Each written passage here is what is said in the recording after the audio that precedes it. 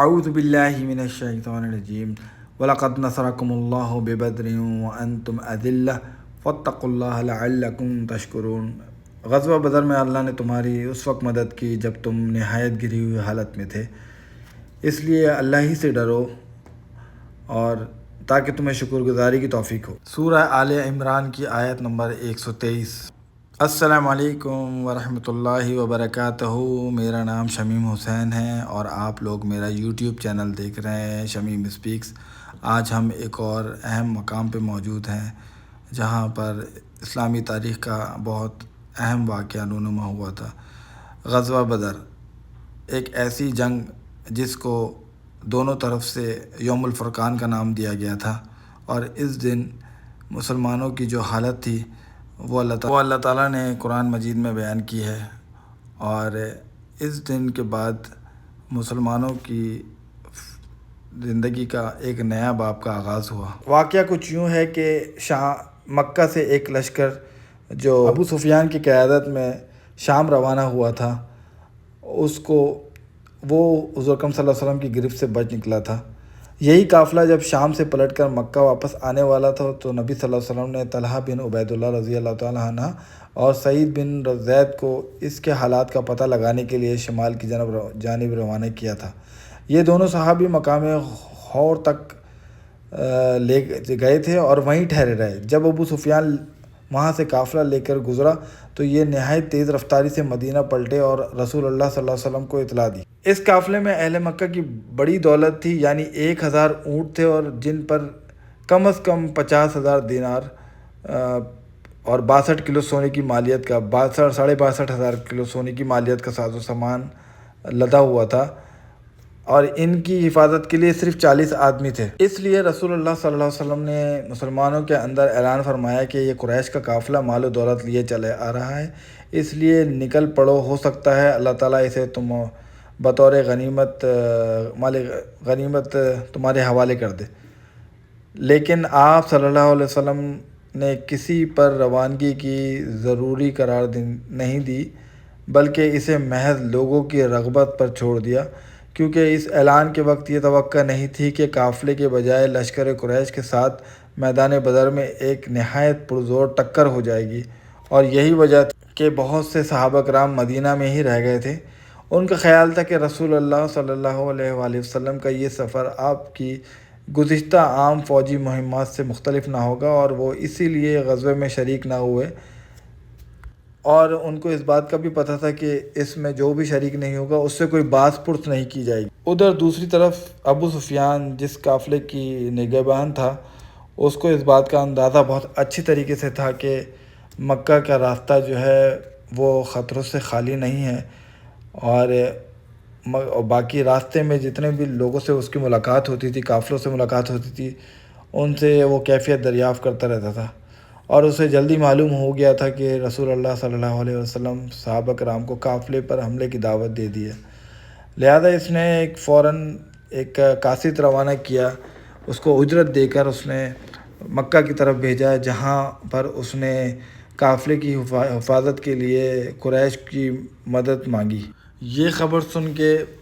مکہ میں افراتفری پھیل گئی، اور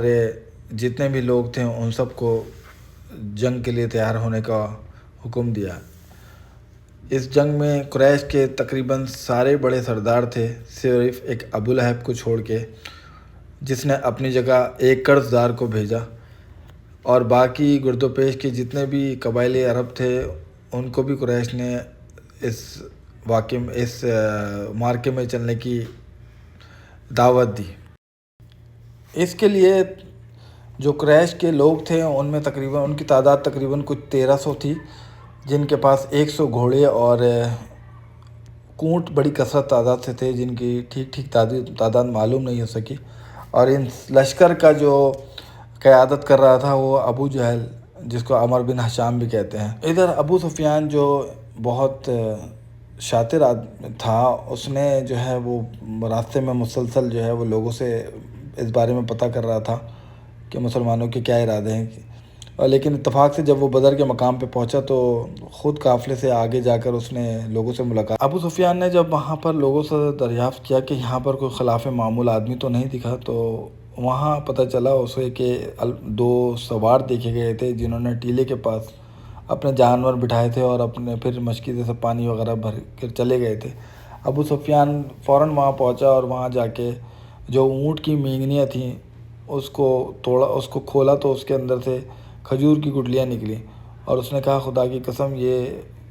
یثرب والوں کے اونٹ ہوں گے. یہ سننے کے بعد ابو سفیان نے اپنی حکمت عملی تبدیل کی اور قافلے کو تیزی سے جو ہے مغرب کی طرف موڑ دیا اور ساحل سمندر کی طرف چلا گیا، اور وہاں سے اس کے بعد اس نے بدر سے گزرنے والی شاہراہ جو ہے اس کو چھوڑ دیا، اور اس قافلے کو اس طرح اس نے مدنی لشکر سے بچا کے جو ہے نا وہ مکہ کے راستے پر ڈال دیا. اور اس کے بعد اس نے یہ پیغام بھی پہنچا دیا مکہ کے جو ہے وہ اب ہمیں آپ کی مدد کی ضرورت نہیں ہے، اور یہ ہم لوگ ساتھ خیریت سے نکل گئے. یہ بات سن کے مکہ سے جو لشکر نکلا تھا ان کے درمیان پھوٹ پڑ گئی، اور انہوں نے کہا کہ ہم جس مقصد کے لیے گئے تھے اب ہم تیار ہوئے تھے، اب ہم اس کے لیے نہیں جائیں گے. لیکن ابو جہل جو تھا وہ بہت زیادہ تکبر اور غرور میں آ گیا اور کہا خدا کی قسم ہم واپس نہیں ہوں گے یہاں تک کہ بدر جا کر وہاں 3 روز قیام کریں گے اور اس دوران اونٹ ذبح کریں گے، لوگوں کے کھانا کھلائیں گے اور شراب پلائیں گے، اور لڑکیاں ہمارے لیے گانا گائیں گے، اور سارا عرب ہمارے سفر و اجتماع کا حال سنے گا، اور اس طرح ہمیشہ کے لیے ان پر ہماری دھاک بیٹھ جائے گی. ابو جہل کی اس بات سن کے کچھ لوگ اتفاق نہ کرا، ان لوگوں نے اتفاق نہیں کری، اور 300 لوگ جو تھے وہ واپس چلے گئے مکہ کی طرف. جب اس سارے واقعے کی اطلاع رسول اللہ صلی اللہ علیہ وسلم کو ملی تو انہوں نے پھر اپنے جتنے بھی صحابہ تھے ان سے ان کی رائے دریافت کی. تو ان میں حضرت عمر رضی اللہ تعالیٰ عنہ اور مقداد بن عمرو رضی اللہ تعالیٰ عنہ نے اس موقع پر رسول اللہ صلی اللہ علیہ وسلم کو راہ دکھائی کہ ہم آپ کے ساتھ ایسا ہرگز نہیں کریں گے جیسا کہ بنی اسرائیل نے موسیٰ علیہ السلام سے کہا تھا کہ تم اور تمہارا رب جاؤ اور لڑو، ہم یہیں بیٹھیں گے. ہم آپ سے یہ کہتے ہیں کہ ہم آپ کے اور اللہ کے ساتھ جا کے دشمنوں کے خلاف لڑیں گے. تمام صحابیوں سے مشورے کے بعد رسول اللہ صلی اللہ علیہ وسلم نے جو ہے وہ جنگ کی تیاری شروع کی، اور اس موقع پہ ایک آیت نازل ہوئی سورہ انفال کی 5 اور 6 آیت، جس میں اللہ تعالیٰ نے فرمایا کما اخرجک ربک من بیتک بالحق وان فریقا من المؤمنین لکارہون یجادلونک فی الحق بعدما تبین کانما یساقون الی الموت وهم ینظرون. اس کا ترجمہ یہ ہے کہ جیسا کہ تجھے تیرے رب نے تیرے گھر سے حق کے ساتھ نکالا اور مومنین کا ایک گروہ ناگوار سمجھ رہا تھا، وہ تجھ سے حق کے بارے میں اس کے واضح ہو چکنے کے بعد جھگڑا کر رہے تھے، گویا وہ آنکھوں دیکھتے موت کی طرف ہانکے جا رہے ہیں. اس موقع پہ اللہ نے جو ہے وہ بارش نازل فرمائی، اور یہ بارش جو ہے وہ کفار مکہ کے لیے بہت تیز بارش تھی، جس سے ان کی جو ہے نا آگے جو پیش قدمی تھی اس میں رکاوٹ بن گئی، اور لیکن مسلمانوں پر یہ بارش بہت پھوار بن کر برسی، اور انہیں اللہ تعالیٰ نے پاک کر دیا، شیطان کی گندگی اور بزدلی دور کر دی، اور زمین کو ہموار کر دیا تاکہ اس کی وجہ سے ریت میں سختی آ جائے اور قدم ٹکنے کے لائق ہو گئے،